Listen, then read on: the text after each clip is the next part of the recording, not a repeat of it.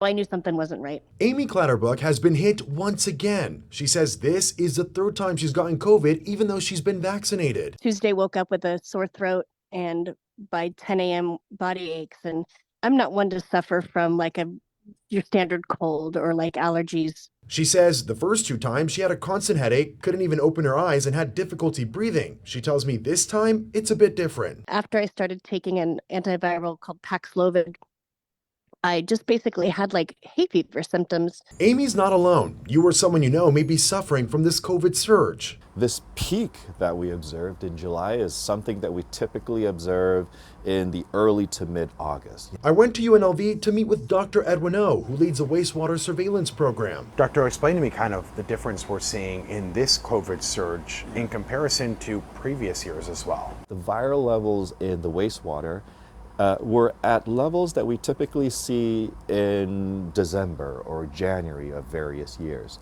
So there was a lot of virus in the wastewater, suggesting that there were a lot of individuals shedding this virus. Is that something that we here in Southern Nevada should be worried about?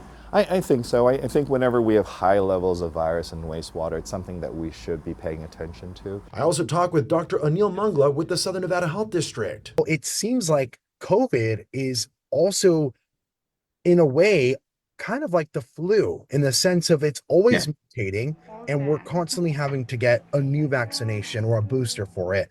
Would you say that this is true? Yes, this is absolutely true. Dr. Mangla says a new vaccine boosts protection against evolving variants, much like the flu vaccine. He tells me new vaccines will be here by early September. So now moving forward, is this almost a situation that we now need to think about COVID as the flu, and when we do go get one shot, to get the other, to just have that extra protection? Absolutely. I've always done that, right? The day I go for my flu shot, I get my COVID shot. Amy says maybe it's time we all adapt to this new reality. I think it's just the new normal, and it's just something we need to get used to. I mean, there are going to be people that are more compromised, and hopefully they won't end up in a dire situation. Reporting in Las Vegas, I'm Abel Garcia.